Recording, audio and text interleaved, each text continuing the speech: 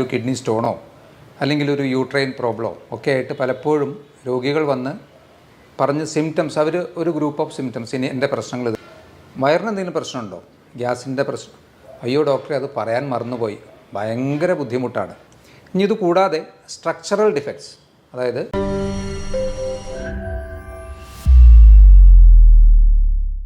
Hello friends, ഞാൻ doctor Abhiram. സാധാരണ ക്ലിനിക്കിൽ പലപ്പോഴും രോഗികൾ വന്ന് ഇപ്പോൾ ഒരു തലവേദന അല്ലെങ്കിൽ ഒരു ജോയിൻറ്റ് പെയിൻ അല്ലെങ്കിൽ ഇപ്പോൾ ഒരു കിഡ്നി സംബന്ധമായിട്ടുള്ള എന്തെങ്കിലും പ്രശ്നങ്ങൾ, മേ ബി ഒരു കിഡ്നി സ്റ്റോണോ അല്ലെങ്കിൽ ഒരു യൂട്രൈൻ പ്രോബ്ലമോ ഒക്കെ ആയിട്ട് പലപ്പോഴും രോഗികൾ വന്ന് പറഞ്ഞ് സിംറ്റംസ് അവർ ഒരു ഗ്രൂപ്പ് ഓഫ് സിംറ്റംസ് ഇനി എൻ്റെ പ്രശ്നങ്ങൾ ഇതൊക്കെയാണ് എന്ന് പറഞ്ഞതിന് ശേഷം നമ്മൾ വെറുതെ ഒരു ചോദ്യം ചോദിച്ചാൽ മതി, വയറിന് എന്തെങ്കിലും പ്രശ്നമുണ്ടോ, ഗ്യാസിൻ്റെ പ്രശ്നം, അയ്യോ ഡോക്ടറെ അത് പറയാൻ മറന്നുപോയി, ഭയങ്കര ബുദ്ധിമുട്ടാണ്. കാരണം അപ്പോൾ അവരുടെ മെയിൻ കൺസേൺ ഈ ഒരു തലവേദനയോ അല്ലെങ്കിൽ ജോയിൻറ്റ് പെയിനോ ആണെന്നുള്ളതേ ഉള്ളൂ. പക്ഷേ കാലങ്ങളായി ഇവരുടെ കൂടെയുള്ള വേറൊരു പ്രശ്നമാണ് ഈ ഒരു വയറിൻ്റെ പ്രശ്നം എന്നുള്ളത്. ഇതിൽ നിന്ന് എന്ത് മനസ്സിലാക്കാം?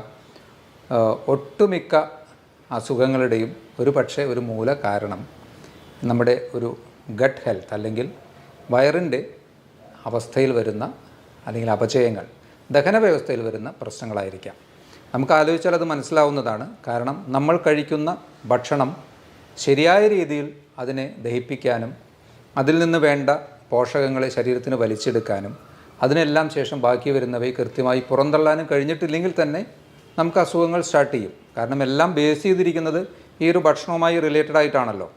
ഭക്ഷണമില്ലാതെ, ന്യൂട്രിയൻറ്റ് റിച്ച് ആയിട്ടുള്ള ഭക്ഷണമില്ലാതെയും തീരെ ഭക്ഷണമില്ലാതെയൊന്നും നമുക്ക് ഒരുപാട് കാലം സർവൈവ് ചെയ്യാനും പറ്റില്ല. അത് അസുഖങ്ങളിലേക്ക് നയിക്കും. അപ്പോൾ എല്ലാത്തിൻ്റെ ഒരു ബേസിക് കാരണം ഇത് തന്നെ ആയിരിക്കാം. നിങ്ങൾക്ക് അധികമായി വയർ വന്ന് വീർക്കുന്നത് പോലെ, ഇടയ്ക്കിടയ്ക്ക് അധികമായ ഏമ്പക്കം, അതുപോലെ തന്നെ കീഴ്വായു, ഇതൊക്കെ അമിതമായി നിങ്ങളെ ബുദ്ധിമുട്ടിക്കുന്നുണ്ടെങ്കിൽ, അതുപോലെ കോൺസ്റ്റിപ്പേഷൻ, മലബന്ധം, ഡയറിയ, ചില അവസരങ്ങളിൽ ഡയറിയ, കഫം കലർന്ന മലം, ഇതൊക്കെ പോകുന്നുണ്ടെങ്കിൽ ഒരു സാധ്യത നിങ്ങൾക്ക് സിബോ, അധികം പഴക്കമില്ലാത്തൊരു ടെർമിനോളജിയാണ്, small intestinal bacterial overgrowth, നമ്മുടെ ചെറുകുടലിൽ വരുന്ന ബാക്ടീരിയകളുടെ, അതുതന്നെ മോശം ബാക്ടീരിയകളുടെ അധികമായ ഓവർ ഗ്രോത്ത് മൂലം വരാവുന്ന പ്രശ്നങ്ങൾ. ഇത് അത്ര സിമ്പിളായിട്ടുള്ളൊരു പ്രശ്നമല്ല, മാരകമായ പ്രശ്നങ്ങളിലേക്കും ഇത് നയിക്കാറുണ്ട്. ശരിക്ക് നമ്മുടെ കുടലിൽ 200-ൽ പരം micro organisms, millions of organisms ഉണ്ട്. അതിൽ 200-ൽ അധികമുള്ള തരത്തിലുള്ള ബാക്ടീരിയ, ഫംഗസ്, വൈറസസ് ഒക്കെ തന്നെയുണ്ട്. ഇതിൽ നല്ലൊരു ശതമാനം സൂക്ഷ്മാണുക്കളും നമുക്ക് ഗുണം ചെയ്യുന്നവയാണ്. എന്നാൽ ചിലവ നമുക്ക് ദോഷം ചെയ്യുന്നവയുമുണ്ട്. ഈ ദോഷം ചെയ്യുന്നവയുടെയും നല്ല സൂക്ഷ്മാണുക്കളുടെയും ആ ഒരു ബാലൻസിൽ കാര്യമായ വ്യതിയാനങ്ങൾ വരുമ്പോൾ തീർച്ചയായിട്ടും പ്രശ്നങ്ങളുണ്ടാകും. ദഹന വ്യവസ്ഥയിൽ കാര്യമായ അപചയങ്ങൾ ഉണ്ടാകും. ഈ ഒരു സിബോ എന്ന ഒരു അസുഖവുമായി ബന്ധപ്പെട്ട് പറയാവുന്ന പ്രോബബിൾ ആയിട്ടുള്ള ചില കാരണങ്ങളെക്കുറിച്ച് നോക്കുമ്പോൾ, ഒരു കാരണം നമ്മുടെ ആസിഡിക് മീഡിയ, ശരിക്കും നമ്മുടെ സ്റ്റൊമക്കിൽ, ആമാശയത്തിൽ നല്ല ആസിഡ് സെക്രീഷൻ ഉണ്ട്. അതായത് ദഹനരസമായിട്ട് പുറപ്പെടുവിക്കുന്ന ആസിഡ് സെക്രീഷൻ ആമാശയത്തിൽ ഉണ്ട്. അതൊരു ഹൈഡ്രോക്ലോറിക് ആസിഡ് തന്നെ, കുറച്ച് വീര്യമുള്ള ആസിഡ് തന്നെയാണ്. അപ്പോൾ ഈ ആസിഡ് മീഡിയത്തിലെ കുറവ് വന്ന് അത് ആൽക്കലൈൻ മീഡിയത്തിലേക്ക് പോകുമ്പോഴാണ് ശരിക്കും പറഞ്ഞാൽ ഈ ഒരു ബാക്ടീരിയൽ ഓവർ ഗ്രോത്ത് കൂടുതലായിട്ട് വരുന്നത്. ശരിക്കും ആമാശയത്തിൽ നിന്ന് മുന്നോട്ട് പോകുന്നതിനനുസരിച്ചിട്ട് ദഹനത്തിൻ്റെ പ്രാഥമികമായിട്ടുള്ള നല്ലൊരു ഭാഗം നടക്കുന്നതും ആമാശയത്തിൽ വെച്ചാണല്ലോ. അതിനുശേഷം മെല്ലെ മെല്ലെ അത് അടുത്ത ഭാഗമായി ചെറുകുടൽ, വൻകുടൽ, അങ്ങനെ നീങ്ങിയാണല്ലോ അത് ഓരോരോ പോർഷനായിട്ട് പോകുന്നത്. അപ്പോൾ അതിലേറ്റവും കൂടുതലായിട്ട് അബ്സോർപ്ഷനൊക്കെ വരുന്നത് നമ്മുടെ ചെറുകുടലിൽ വെച്ചാണ്. അപ്പോൾ ഈ ആമാശയത്തിൻ്റെ, അതിന് ഹൈപ്പോക്ലോർഹൈഡ്രിയ എന്നാണ് പറയുന്നത്. അപ്പോൾ ഈ ആമാശയത്തിലെ pHൻ്റെ വാല്യൂ, ആസിഡിക് മീഡിയം കുറഞ്ഞ് ആൽക്കലൈൻ ആവാനുള്ള കാരണം എന്തായിരിക്കും? പ്രൊബബിളായിട്ട് നമുക്ക് കുറച്ച് കാര്യങ്ങൾ അതിൽ പറയാവുന്നതാണ്. ഒന്ന്, അട്രോഫിക് ഗ്യാസ്ട്രൈറ്റിസ് എന്ന് പറയും. അതായത് ഈ ഒരു ആസിഡ് പ്രൊഡ്യൂസ് ചെയ്യുന്ന ഗ്രന്ഥികളുടെ കാലക്രമേണയുള്ള നാശം. അതിന് എടുത്തു പറയാവുന്ന ഒരു പ്രശ്നമായിട്ടുള്ളത് ഒന്ന്, ഓട്ടോ ഇമ്മ്യൂൺ അസുഖങ്ങൾ, ദഹന വ്യവസ്ഥയിൽ വരുന്ന ഓട്ടോ ഇമ്മ്യൂൺ അസുഖങ്ങൾ ഒരു കാരണമായിരിക്കാം. എച്ച് പൈലോറി എന്ന ഒരു ബാക്ടീരിയയുടെ, എച്ച് പൈലോറി എന്ന ബാക്ടീരിയ നമുക്ക് ഗുണകരമല്ല എന്നുള്ളതാണ് പറയുന്നത്, അതിൻ്റെ അമിതമായ പ്രവർത്തനം, ഇതൊക്കെ തന്നെ ഈ അട്രോഫിക് ഗ്യാസ്ട്രൈറ്റിസ്, അല്ലെങ്കിൽ ഇതൊക്കെ ഒരു ക്രോണിക് ഗ്യാസ്ട്രൈറ്റിസ് എന്ന സ്റ്റേജും അതിൽ നിന്ന് ഈ ഒരു ഗ്രന്ഥിയുടെ പെർമനൻ്റ് ആയിട്ടുള്ള ഒരു തകരാറിലേക്കും പോകാം. അതുകൊണ്ട് തന്നെ ആസിഡിക് മീഡിയം അവിടെ നഷ്ടപ്പെടുന്നു.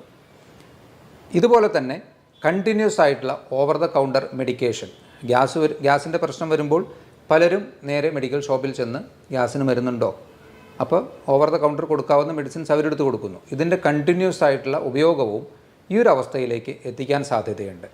ഇവിടെ ഇനി എന്താ സംഭവിക്കുന്നത്? ഈ ആസിഡിക് മീഡിയം നഷ്ടപ്പെട്ട സ്റ്റൊമക്കിൽ ദഹനം ശരിയായ രീതിയിൽ നടക്കാതെ തന്നെ ഈ ഭക്ഷണ പദാർത്ഥങ്ങൾ അടുത്ത ഭാഗമായ സ്മോൾ ഇൻറ്റസ്റ്റൈനിലേക്ക് പ്രവേശിക്കുന്നു. ദഹനം ശരിയായി നടക്കാത്ത ആസിഡിക് മീഡിയം അവിടെ ഇല്ല, നടക്കാനുള്ള ആസിഡിക് മീഡിയമോ അവിടെ ഇല്ല. സ്മോൾ ഇൻറ്റസ്റ്റൈനിൻ്റെ പ്രധാന ഫംഗ്ഷൻ എന്നുള്ളത് ന്യൂട്രിയൻസിൻ്റെ അബ്സോർപ്ഷനാണ്. അപ്പോൾ അതുകൊണ്ട് തന്നെ ഈ സാധനങ്ങൾ, ഈ ഭക്ഷണ പദാർത്ഥങ്ങൾ അവിടെ കിടന്ന് കൂടുതൽ ഫെർമെൻറ്റ് ചെയ്യാനുള്ള സാധ്യതയുണ്ട്. അപ്പോൾ ഈ നല്ല ബാക്ടീരിയയും മോശം ബാക്ടീരിയയുമായിട്ടുള്ള ആ ഒരു സന്തുലിതാവസ്ഥ നഷ്ടപ്പെടുന്നു, മോശം ബാക്ടീരിയകൾ പെരുകുന്നു. ഇതാണ് ശരിക്ക് സിബോ, സ്മോൾ ഇൻറ്റസ്റ്റൈനൽ ബാക്ടീരിയൽ ഓവർഗ്രോത്ത് ഒരു കാരണമായി പറയാവുന്നത്. അതുപോലെ തന്നെ അധികമായ ആൽക്കഹോൾ ഉപയോഗം, ഇതൊക്കെ തന്നെ ഇത്തരത്തിൽ ഈ ഒരു ആമാശയത്തിൻ്റെ ബേസിക് ആയിട്ടുള്ള പ്രോപ്പർട്ടിയെ നശിപ്പിക്കാനും ഈ ഒരു സിബോ എന്ന അവസ്ഥയിലേക്ക് എത്താനുമുള്ള സാധ്യതകൾ വർദ്ധിപ്പിക്കുകയാണ് ചെയ്യുന്നത്. അപ്പോൾ ഇതിൻ്റെ കാരണങ്ങളിലൊന്ന് ഇപ്പോൾ ഓൾറെഡി പറഞ്ഞ ഈ 2 ബാക്ടീരിയകളുടെ പ്രപ്പോർഷനിൽ വരുന്ന മോശം ബാക്ടീരിയകളുടെ ഓവർ ഗ്രോത്ത്, 2 ഹൈപ്പോക്ലോർഹൈഡ്രിയ, അതായത് ആസിഡിക് മീഡിയം നഷ്ടപ്പെടുന്ന ഒരു പ്രശ്നം. മൂന്നാമതായി പറയാവുന്നത് ലോ മോട്ടിലിറ്റിയാണ്. അതായത് നമ്മുടെ വായിൽ നിന്ന് ഭക്ഷണം കഴിച്ച് അത് അവസാനം മലാശയത്തിലൂടെ അതിൻ്റെ വേസ്റ്റ് പ്രൊഡക്ട്സ് പുറത്തേക്ക് പോകുന്ന ആ ഒരു ടൈം ഫാക്ടറിൽ വരുന്ന വ്യതിയാനം, ഈ ഒരു ദഹന വ്യവസ്ഥ കുറച്ച് ലോ അല്ലെങ്കിൽ സ്ലോ ആകുന്നതിൻ്റെ ഭാഗമായിട്ടും കൂടുതൽ സമയം ഭക്ഷണ പദാർത്ഥങ്ങൾ കെട്ടി നിൽക്കാനും ഫെർമെൻറ്റഡ് ആവാനും ഈ ഒരു ബാക്ടീരിയയുടെ ഓവർ ഗ്രോത്ത് വരാനും സാധ്യതയുണ്ട്.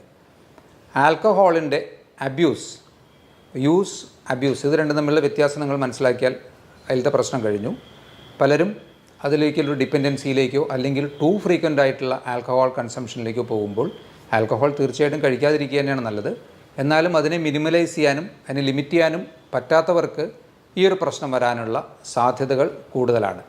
ഇനി ഇത് കൂടാതെ സ്ട്രക്ചറൽ ഡിഫക്ട്സ്, അതായത് നമ്മുടെ ദഹന വ്യവസ്ഥയിൽ ഇൻറ്റസ്റ്റൈനിൽ പല ഭാഗത്തായി വരുന്ന ഫിസ്റ്റുലകൾ അല്ലെങ്കിൽ ഡൈവർട്ടിക്കുലം, പൗച്ച് പോലെയുള്ള ഭാഗങ്ങൾ, അതായത് ബാഗ് പോലെയൊക്കെ ഇതിൽ നിന്ന് പുറത്തേക്ക് തള്ളി നിൽക്കുന്ന ഭാഗങ്ങൾ ഒക്കെ തന്നെ അതിലൊക്കെ ഈ ഭക്ഷണ പദാർത്ഥങ്ങൾ നിന്നിട്ടും ഇത്തരത്തിലുള്ള ഒരു അവസ്ഥയിലേക്ക്, അത് സ്ട്രക്ചറൽ ഡിഫക്ട്സ് എന്ന് പറയാം, അതിലൂടെയും ഈ ഒരു സിബോ എന്ന അവസ്ഥയിലേക്ക് എത്താൻ സാധ്യതയുണ്ട്. ആർക്കൊക്കെയാണ് ഈ ഒരു അസുഖം വരാൻ കൂടുതൽ സാധ്യതയുള്ളത്? ഒന്ന്, ക്രമം തെറ്റിയിട്ടുള്ള ഭക്ഷണം കഴിക്കുന്നവർക്ക് തീർച്ചയായും സാധ്യതകൾ കൂടുതലാണ്. മെൻ്റൽ സ്ട്രെസ്സ് കൂടുതലുള്ളവർക്ക് സാധ്യത കൂടുതലാണ്. ഏജ് അഡ്വാൻസ് ചെയ്യുന്നതിനനുസരിച്ച്, ഏജ് കൂടുന്നതിനനുസരിച്ചിട്ട് ഈ ഒരു അസുഖത്തിനുള്ള ടെൻഡൻസി കൂടി വരുന്നു. ആൽക്കഹോൾ അബ്യൂസ്, ആൽക്കഹോൾ കൂടുതലായി കഴിക്കുന്നവർക്ക് വരാനുള്ള സാധ്യതകൾ കൂടുതലാണ്. പാർക്കിൻസണിസം പോലെയുള്ള അസുഖങ്ങളുള്ളവർ, അതുപോലെ തന്നെ ഹൈപ്പോതൈറോയിഡിസം പോലെയുള്ള അസുഖങ്ങളുള്ളവർ ഒക്കെ തന്നെ ഈ ഒരു സിബോ ഡെവലപ്പ് ചെയ്യാൻ ടെൻഡൻസി ഉള്ളവർ, കൂടുതൽ സാധ്യതയുള്ളവർ എന്ന് പറയേണ്ടി വരും. കിഡ്നി അസുഖങ്ങളുള്ളവർക്കും ഈ ഒരു അസുഖത്തിനുള്ള ടെൻഡൻസി കൂടുന്നു. ഡയബറ്റീസ് പോലെയുള്ള അസുഖങ്ങളുള്ളവർക്ക്, അതുപോലെ തന്നെ ഓൾറെഡി നമ്മുടെ ദഹന വ്യവസ്ഥയുമായി പ്രശ്നങ്ങളുള്ളവർ, for example IBS, irritable bowel syndrome, ഇതും വളരെ കോമൺ ആയിട്ടുള്ളൊരു അസുഖമാണ്. ഇത്തരത്തിലുള്ള അസുഖങ്ങളുള്ളവർക്കും അതുപോലെ മറ്റ് ഓട്ടോഇമ്യൂൺ അസുഖങ്ങൾ ടെൻഡൻസിയൊക്കെ ഓൾറെഡി ശരീരത്തിലുള്ളവർക്കൊക്കെ ഈ ഒരു അവസ്ഥയിലേക്ക് പോകാനുള്ള സാധ്യതകൾ കൂടുതലാണ്. ഈ ഒരു അവസ്ഥയിലൂടെ നമുക്ക് വരാവുന്ന പ്രശ്നങ്ങൾ എന്തൊക്കെയാണ്?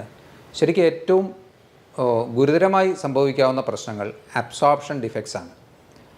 നമ്മുടെ കഴിക്കുന്ന ഭക്ഷണത്തിൽ നിന്ന് അതിൻ്റെ ന്യൂട്രിയൻസിനെ, മാക്രോ ആൻഡ് മൈക്രോ ന്യൂട്രിയൻസിനെയൊക്കെ വലിച്ചെടുക്കുന്ന പ്രധാന ഭാഗമായ സ്മോൾ ഇൻറ്റസ്റ്റൈനിലെ പ്രവർത്തന തകരാറുകൾ തീർച്ചയായിട്ടും ഡെഫിഷ്യൻസീസിലേക്കാണ് നമ്മളെ നയിക്കുന്നത്.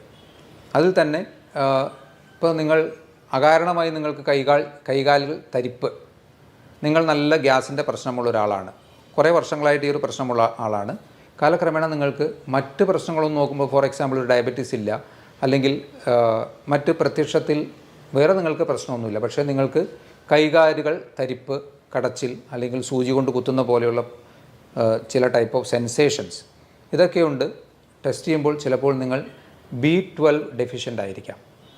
കാരണം ഈ അസുഖം മൂലം ഓൾറെഡി നിങ്ങൾക്ക് നിങ്ങൾ തിരിച്ചറിയാതെ പോയ ഈ അസുഖം കാരണം നിങ്ങൾ B12 ഡെഫിഷ്യൻ്റ് ആവുന്നു. അതിൻ്റെ പരിണത ഫലമായിട്ടുള്ള ലക്ഷണങ്ങളാണ് നേരത്തെ സൂചിപ്പിച്ചത്. അതുപോലെ തന്നെ ഫാറ്റ് മെറ്റബോളിസത്തിൽ, പ്രോട്ടീൻ അബ്സോർപ്ഷനിലൊക്കെ ഡിഫക്ട്സ് വരാം.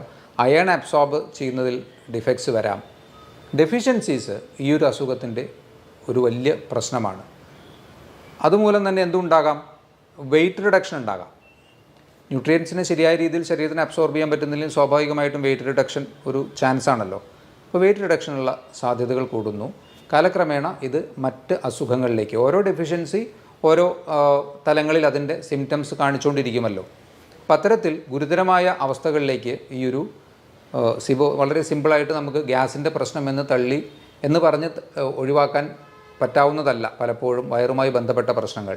അതുകൊണ്ട് നമ്മുടെ ശരീരത്തിൻ്റെ പ്രാഥമിക ഫങ്ഷൻസ് നിർവഹിക്കുന്ന അല്ലെങ്കിൽ കഴിക്കുന്ന ഭക്ഷണത്തിൽ നിന്ന് നമുക്ക് വേണ്ട കാര്യങ്ങൾ ചെയ്തു തരുന്ന കുടലിൻ്റെ പ്രവർത്തനം കൃത്യമാണോ എന്ന് വിലയിരുത്തേണ്ടത് ആവശ്യമാണ്. അതാണ് ഈ പറഞ്ഞ കാര്യങ്ങളെല്ലാം കാണിക്കുന്നത്. അപ്പോൾ നിങ്ങൾക്ക് ഇത്തരത്തിലുള്ള അമിതമായ വയറ് വീർത്ത് കെട്ടുന്ന അവസ്ഥ, പുളിച്ചു തേട്ടൽ, ഏമ്പക്കം, കീഴ്വായു, ഇടയ്ക്കിടയ്ക്കുള്ള വയറുവേദന, ഈ പ്രശ്നങ്ങളൊക്കെ ഉണ്ടെങ്കിൽ കുറച്ചുകൂടി ഒന്ന് കരുതിയിരിക്കുന്നത് നല്ലതായിരിക്കാം. ഈ ഒരു കണ്ടീഷനെ നമുക്ക് എങ്ങനെ മാനേജ് ചെയ്യാൻ പറ്റും? ഭക്ഷണത്തിൽ തന്നെയായിരിക്കുമല്ലോ ആദ്യം ശ്രദ്ധിക്കേണ്ടത്. കാരണം പ്രൈമറിലി ആ ഭക്ഷണത്തിൽ വന്ന പ്രശ്നങ്ങളും അതിലൂടെ ദഹന വ്യവസ്ഥയിൽ വന്ന അപജയങ്ങളുമാണ് ഈ ഒരു അവസ്ഥയിലേക്ക് നയിച്ചത്. അപ്പോൾ അതുകൊണ്ട് ഭക്ഷണത്തിൽ ആദ്യം ജങ്ക് ഫുഡ് കംപ്ലീറ്റ് ആയിട്ട് ഒഴിവാക്കുക, പഞ്ചസാര ഉൾപ്പെട്ടത് കംപ്ലീറ്റ് ആയിട്ട് ഒഴിവാക്കുക. കുറച്ച് ഫൈബർ അധികമായി കഴിക്കേണ്ട ആവശ്യമില്ല, എന്നാൽ തീർത്തും അവോയ്ഡ് ചെയ്യേണ്ട ആവശ്യമില്ല. ഫൈബറിൻ്റെ അളവ് ഒന്ന് മോഡറേറ്റ് അളവിലേക്ക് ആക്കുക. ഈ ഒരു പ്രശ്നമാണെന്ന് വിചാരിച്ച് ഫൈബർ മാത്രം കഴിച്ചുകൊണ്ടിരിക്കേണ്ട, അതിൻ്റെ ആവശ്യമില്ല. ഫൈബറിൻ്റെ അളവ് ഒന്ന് മിനിമൈസ് ചെയ്യുന്നതും നല്ലതായിരിക്കാം. ആൽക്കഹോൾ യൂസ് ഉണ്ടെങ്കിൽ കംപ്ലീറ്റ് സ്റ്റോപ്പ് ചെയ്യുക. സ്മോക്കിംഗ് ഉണ്ടെങ്കിൽ അത് കംപ്ലീറ്റ് സ്റ്റോപ്പ് ചെയ്യുക. അതുപോലെ തന്നെ ഇപ്പോൾ ഒഴിവാക്കേണ്ട കാര്യങ്ങൾ നമുക്ക് മനസ്സിലായി. ഇനി നിങ്ങൾക്ക് വയറിൻ്റെ ദഹന വ്യവസ്ഥയെ എപ്പോഴും സഹായിക്കുന്ന ഘടകങ്ങളാണ് പ്രോബയോട്ടിക്സ്. അതായത് നല്ല ബാക്ടീരിയകൾ ഉണ്ടാക്കാൻ കഴിവുള്ളതും അത് ഉൾപ്പെട്ടതുമായിട്ടുള്ള ഭക്ഷണങ്ങൾ. അതിൽ പ്രോബയോട്ടിക് ആയിട്ടുള്ള ഇപ്പോൾ കേട് പോലെയുള്ള അതൊക്കെ നമുക്ക് അവൈലബിൾ ആണ്. അല്ലെങ്കിൽ നിങ്ങൾക്ക് വീട്ടിൽ തന്നെ നല്ല ബാക്ടീരിയകളെ ഉണ്ടാക്കാൻ കഴിയുന്ന ചില സാധനങ്ങൾ നമുക്ക് വാങ്ങിക്കാൻ കിട്ടും. അതിനെ നിങ്ങൾക്ക് അതിലെ ഇൻസ്ട്രക്ഷൻസ് അനുസരിച്ച് പ്രിപ്പയർ ചെയ്ത് അതിൽ മില്യൺസ് ഓഫ് ബാക്ടീരിയ പെർ ഇത്ര ml എന്ന ഒരു കണക്കിൽ നമുക്ക് ഉണ്ടാക്കാൻ പറ്റും. അത് കഴിക്കുന്നത് തീർച്ചയായിട്ടും ഇത്തരത്തിലുള്ള പ്രത്യേകിച്ച് ഓട്ടോഇമ്യൂൺ ടെൻഡൻസികളോ അല്ലെങ്കിൽ ഇതുപോലുള്ള സിബോ പോലെയുള്ള അസുഖങ്ങളൊക്കെ ഉള്ളവർക്ക് നല്ല രീതിയിൽ ഗുണം ചെയ്യുമെന്നുള്ളതാണ്. അപ്പോൾ അതൊന്ന് നോക്കി നിങ്ങൾക്ക് ആ രീതിയിൽ ചെയ്യാവുന്നതാണ്. തൈര് പോലെയുള്ള ഭക്ഷണങ്ങളൊക്കെ നമുക്ക് ഭക്ഷണത്തിൽ ഒരു മോഡറേറ്റ് ലെവലിൽ ഉൾപ്പെടുത്താം. അതുപോലെ സിട്രസ് ഫ്രൂട്ട്സ് ഫെർമെൻറ്റ് ചെയ്യാനും അതുപോലെ നല്ല ബാക്ടീരിയകളെ നല്ല രീതിയിൽ ബാക്ടീരിയകളെ ഉണ്ടാക്കാൻ കഴിയുന്ന ഒരു മോഡറേറ്റ് അളവിലുള്ള സിട്രസ് ഭക്ഷണങ്ങൾ തീർച്ചയായിട്ടും കഴിക്കാവുന്നതാണ്. ഇനി നിങ്ങൾക്ക് ഒട്ടുമിക്ക ആൾക്കാരും പറയും പയറുവർഗ്ഗങ്ങൾ കഴിച്ചാലാണ് പ്രശ്നം, പരിപ്പ് വർഗ്ഗങ്ങൾ കഴിച്ചാലാണ് പ്രശ്നം. പലപ്പോഴും അത് തന്നെയാണോ പ്രശ്നം എന്ന് ഒന്ന് കൺഫേം ചെയ്യുന്നത് നല്ലതായിരിക്കാം. അതിന് നമുക്ക് എലിമിനേഷൻ മെത്തേഡ് ഉപയോഗിക്കാം. ഇപ്പോൾ നിങ്ങൾക്ക് പ്രശ്നം എന്ന് തോന്നുന്ന ഭക്ഷണങ്ങളിൽ നിന്ന് നിങ്ങൾ ഒരു മാസം കംപ്ലീറ്റ് ആയിട്ട് അതിനെല്ലാം സ്റ്റോപ്പ് ചെയ്ത് വെക്കുക. അപ്പോൾ നിങ്ങളുടെ അവസ്ഥ എന്താണെന്ന് നോക്കുക. ആ സമയത്ത് നിങ്ങൾക്ക് നല്ല ആശ്വാസം കിട്ടുന്നുണ്ടെങ്കിൽ തീർച്ചയായും ആ ഒരു ഗ്രൂപ്പ് ഓഫ് ഭക്ഷണങ്ങളിൽ ചിലത് നിങ്ങൾക്ക് പ്രശ്നമായിരുന്നു എന്ന് ഉറപ്പായി അല്ലേ. ഇനി എല്ലാം പ്രശ്നമാണോ എന്ന് പറയുന്നത് എങ്ങനെ നമുക്ക് റീടെസ്റ്റ് ചെയ്യാം? ഓരോന്നായിട്ട് 1-2 ദിവസം വെച്ച്, ഇപ്പോൾ പരിപ്പാണ് നിങ്ങൾക്ക് പ്രശ്നമെങ്കിൽ പരിപ്പ് ഒരു മാസം ഒഴിവാക്കി, ഒരു മാസം കഴിഞ്ഞ് പരിപ്പ് ഉൾപ്പെട്ട ഒരു ദാൽ കറി പോലെയുള്ളത് 2 ദിവസം കഴിച്ചു നോക്കുക. നിങ്ങൾക്ക് സിവിയർ ആയിട്ടുള്ള സിംറ്റംസ് വീണ്ടും റീസ്റ്റാർട്ട് ചെയ്യുകയാണെങ്കിൽ നിങ്ങൾക്ക് ഏകദേശം ഉറപ്പിക്കാം ആ പരിപ്പ് ഒരു പ്രശ്നമായിരുന്നു എന്നുള്ളത്. അപ്പോൾ അത് ഒഴിവാക്കാം. എല്ലാം ഒഴിവാക്കണ്ട. അപ്പോൾ എല്ലാം ഒഴിവാക്കുമ്പോൾ വരുന്നൊരു പ്രധാന പ്രശ്നം നമുക്ക് ഡെഫിഷ്യൻസീസ് അതുകൊണ്ട് തന്നെ വരുമല്ലോ. ഇപ്പോൾ ഒരു വെജിറ്റേറിയൻ ഡയറ്റ് ചെയ്യുന്ന ഒരാളാണെങ്കിൽ അയാൾക്ക് പരിപ്പ് പയറുവർഗ്ഗങ്ങളൊക്കെയാണ് അയാളുടെ മെയിനായിട്ടുള്ള പ്രോട്ടീൻ്റെ ഒരു സോഴ്സ്. അപ്പോൾ അത് കംപ്ലീറ്റ് ആയിട്ട് ഒഴിവാക്കി കഴിഞ്ഞാൽ അയാളുടെ മസിൽസ് വീക്കാവും, അയാൾക്ക് ജനറലായിട്ടൊരു ഫെറ്റീഗ് ഉണ്ടാവും. അപ്പോൾ അത്തരത്തിലൊരു മെത്തേഡിലേക്ക് പോകണ്ട. നിങ്ങൾക്ക് പറ്റാത്തത് ഏതാണെന്ന് നിങ്ങൾക്ക് ഈ ഒരു എലിമിനേഷൻ മെത്തേഡിലൂടെ കണ്ടുപിടിക്കാൻ പറ്റും. ഇതിനെല്ലാം ഉപരി ശരിക്കും പറഞ്ഞാൽ ഫാസ്റ്റിംഗ് നല്ലൊരു ഓപ്ഷനാണ്. ഇൻ്റർമീഡിയറ്റ് ഫാസ്റ്റിംഗ് നല്ലൊരു ഓപ്ഷനാണ്. പ്രത്യേകിച്ച് ക്രോണിക് ആയിട്ടുള്ള അസുഖങ്ങൾക്കും ഓട്ടോഇമ്യൂൺ അസുഖങ്ങൾക്കും ഇതുപോലെ വയർ സംബന്ധമായിട്ടുള്ള പ്രശ്നങ്ങൾക്കൊക്കെ തന്നെ ഫാസ്റ്റിംഗ് നല്ല രീതിയിൽ വ്യത്യാസം തരുന്നു. അതിൽ നിന്ന് നമുക്ക് വീണ്ടും മനസ്സിലാക്കാം നമ്മുടെ ദഹന വ്യവസ്ഥയാണ് പ്രാഥമികമായി എല്ലാത്തിൻ്റെയും അടിസ്ഥാന അസുഖങ്ങളുടെ കാരണം. കാരണം ഫാസ്റ്റിങ്ങിലൂടെ നിങ്ങൾക്ക് വയറിന് ആശ്വാസം കിട്ടുന്നു, അതിനോടൊപ്പം തന്നെ മറ്റ് അസുഖങ്ങൾക്കും വ്യത്യാസം കിട്ടുന്നു. ഇൻ്റർമീഡിയറ്റ് ഫാസ്റ്റിംഗ് ഇത്തരത്തിലുള്ള അസുഖങ്ങൾക്കൊന്ന് പരീക്ഷിച്ച് നോക്കാവുന്നതാണ്. ഇത്രയും കാര്യങ്ങൾ ഒന്ന് ഈ ഒരു സിബോവുമായി അറിഞ്ഞിരിക്കുക. ഡെഫിഷ്യൻസീസ് വരുന്നുണ്ടെങ്കിൽ അതുപോലെ അൺഇൻറ്റൻഷണൽ, അത് നമ്മൾ ആലോചിക്കാതെ മറ്റ് കാരണങ്ങൾ അകാരണമായി വരുന്ന വെയ്റ്റ് ലോസ് ഉണ്ടെങ്കിലൊക്കെ തന്നെ നിങ്ങൾ തീർച്ചയായിട്ടും ഒന്നുകൂടി ശ്രദ്ധിക്കുകയും ഒരു ഡോക്ടറുടെ കൃത്യമായ നിർദ്ദേശങ്ങൾ സ്വീകരിക്കുകയും ചെയ്യേണ്ടതാണ്. ഇതുപോലുള്ള മറ്റൊരു ടോപ്പിക്കുമായി വീണ്ടും കാണാം. ബൈ.